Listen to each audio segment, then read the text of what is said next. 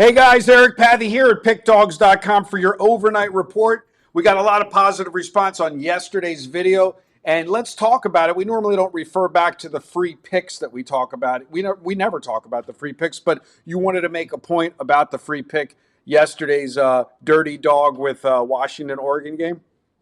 Oh, no, just that. I mean, like we recorded that at 4 p.m. in the afternoon. And so we're using these outlaw lines where, the line, it's settled in at 7.5, 8 today. So it was a win, even though when we were talking about it yesterday, the line was 6.5. But anyone who bet on the game today did win. So, Exactly. yeah, that was the only point. It's just like, hey, we got to win. But Well, let's the talk number you about mentioned on the video was 6.5, but the game was 7.5, 8. let's talk about you had a late update on Telegram today in an NBA game.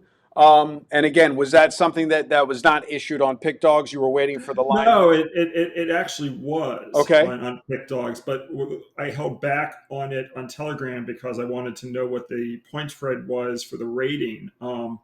It was going to be a 6-star play if the line was 11 or higher, but the line ended up being 10.5 or 10, and So it was so a 4-star. it was a 2-star play. No, you released it as a 4-star. Oh, a 4. You're right. Yeah, it was as a 4-star because it was kind of in between a 2 and a 6, right? On Pick Dogs, one of the reasons also I didn't release it on Telegram was because I knew the line was going to be higher later in the day because of the injury situations New Orleans had played the day before. I was kind of anticipating that Zion Williamson and CJ McCollum wouldn't play, which they didn't. So my suspicions were correct. I did put it on at Pick Dogs, but at plus, I think it was 8.5, 9.5, whenever it was in the morning. So we got a much better line over on the Telegram channel. And again, you got a higher rating because again, that's a non-rated play at Pick Dogs versus here at Pick Dogs on the Telegram channel. You could have been a 4-unit or a 6-unit. It wound up being a 4-unit win. So currently, right now, as of settled games, I believe we're 5-2. Yeah, we're 5-2. A lot of games still ongoing. It's a huge day on this Sunday. We've got actually our maybe our second or third 10-star of the college basketball season. I know we had that winner on Northern Kentucky over Cleveland State. That may have been the only 10-star. Maybe we had another. I think it was the only 10-star. Yeah, so we have our second 10-star of the college basketball season tonight. Knock on wood. We're not going to mention what the game is, but we'll talk about that. You got some good closing line value on that matchup from where you released it to where the line is now. We're not going to mention it on this video, but you got it. Closing line value is horseshit. So, all right, you know what? I love that you said that. But when you released it, when the client bet it, they bet it at a much better line than the line is now. But okay, let me explain why it's horseshit. Micah, I'm going to send this video to Micah because he makes his living betting on closing line value. Okay, but the reason it's 5.5 is because of me. Like I am the steam. So got it. That's why it moved. So it's all that matters is ROI anyway. I mean, people who talk about CLV, which is the abbreviation for closing line value, or people who can't talk about ROI. All that matters is did you win your bet? That's all that matters. So okay, so this is a good video because for people that are all what I call CLV guys that are going to watch this video, they would come back and they would send me an email or a text and they would say, "But Eric, if you bet it at 3.5, we're not talking about what game is, and then hours later the line's 5.5 and it lands on 4 or 5, we had better value at 3.5." Because we won, we didn't. All that matters is that you cashed your bet. It doesn't matter that you had better value because if the game falls 6, you cash. If the game falls 2, you don't cash. Right. And sure, I'm just laughing because I know how these guys think. Yeah, but it's like all that matters is so you could say like, what's your record? Okay, it's not, hey, I got good CLV on 93% of my bets. That doesn't do you a damn bit of good if your record is 50-50. You can't take your CLV and cash your ticket. Okay, but what if the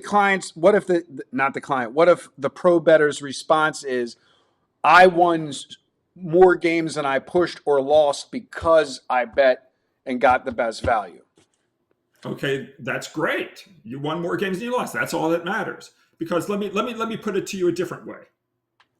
What's better, to go 57-43 with average CLV being 0, right? Like no, Okay. like, or going 55-45 but good CLV. Got it. All that matters is ROI. Did you win your fucking bet? What's your record? Doesn't matter how you got there. Got it. And for guys who talk about, oh yeah, I got good line value, like if you're talking about that at the expense of saying what your record is, that says all you need to know.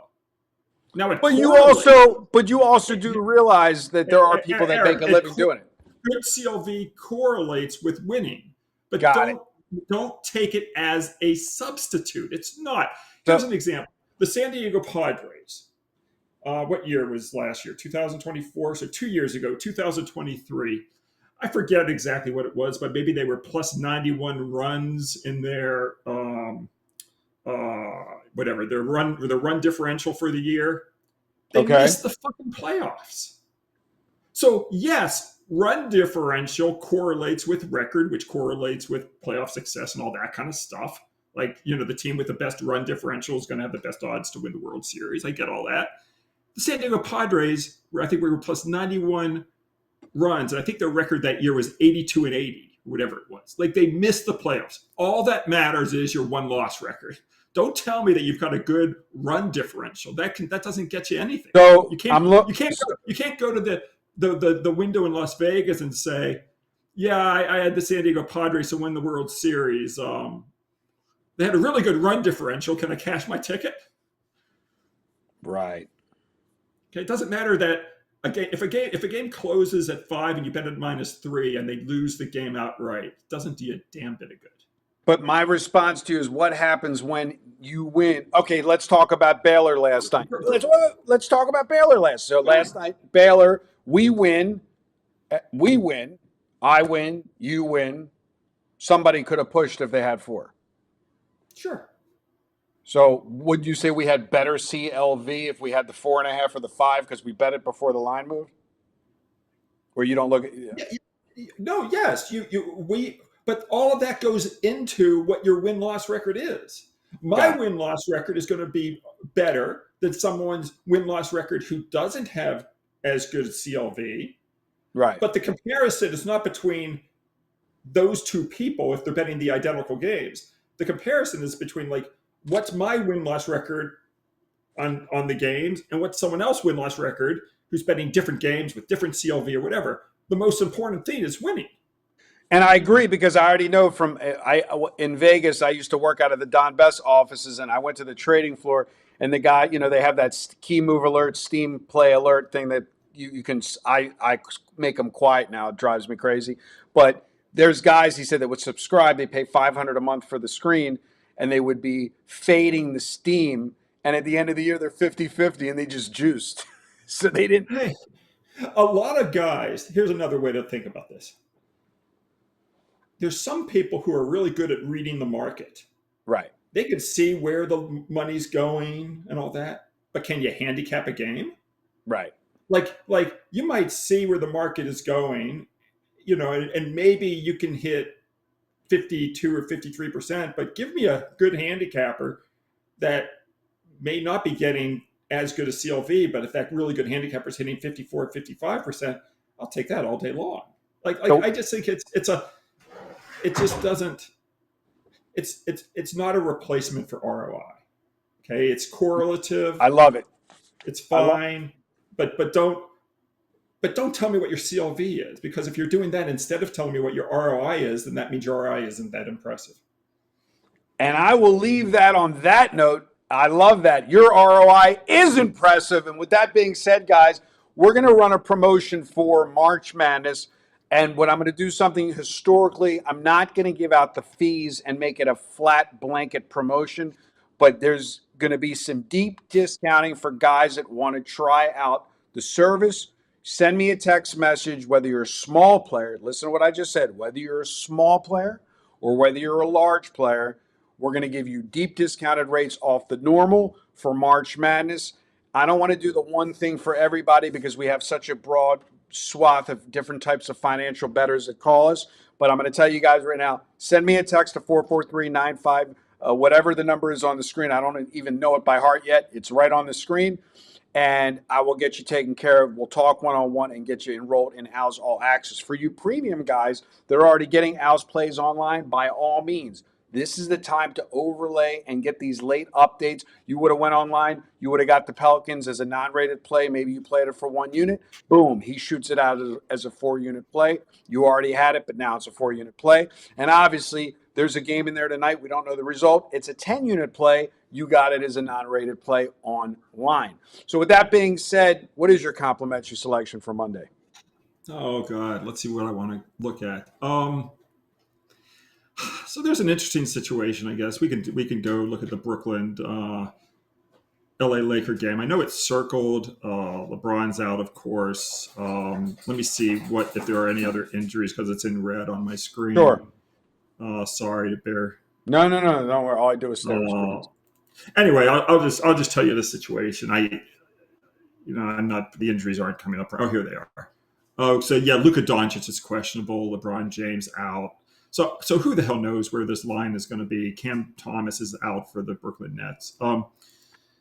It's currently 6. I've got no idea where it's going to be if Luka plays or doesn't play or whatever. But the situation is the same.